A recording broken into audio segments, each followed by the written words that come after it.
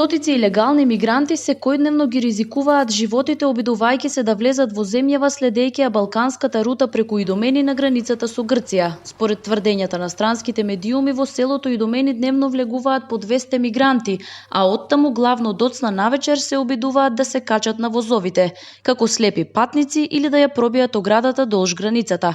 А кога тој ризичен потфат ќе им успее и ќе поминат на македонска страна, најчесто ги фаќа нашата полиција и ги враќа назад во Грција. Алфа се обиде да добие потврда на овие тврдења од Центарот за управување со кризи и од МВР, но на прашањето дали Идомени повторно станува жариште како во 2015 година и дали во Македонија се очекува нов бран на мигранти, се уште не добивме никаков одговор. И не само тоа, надлежните воопшто не ја информираат јавноста за состојбата со мигрантите во земјава и како се справуваат со се поголемиот наплив на југоистокот. Вашето барање е пратено до гранични работи. Откако ќе добиеме одговор од нив, ќе знаеме и ние што да ви одговориме. Не знаеме за колку време ќе добиеме одговор за да ви вратиме. Имаме многу барања кои се поднесуваат секој ден.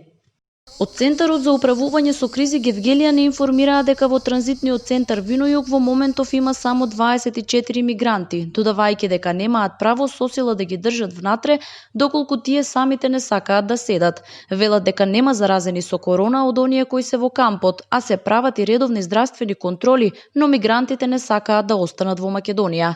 Само за потсетување, над 15.000 мигранти влегле во земјава во првите 6 месеци оваа година, најголем дел за време на корона кризата. Пред 5 години пак стотици илјади мигранти и бегалци поминаа низ Идомени каде беше поставен граничен ѕид, а неформалниот мигрантски логор подоцна беше присилно евакуиран.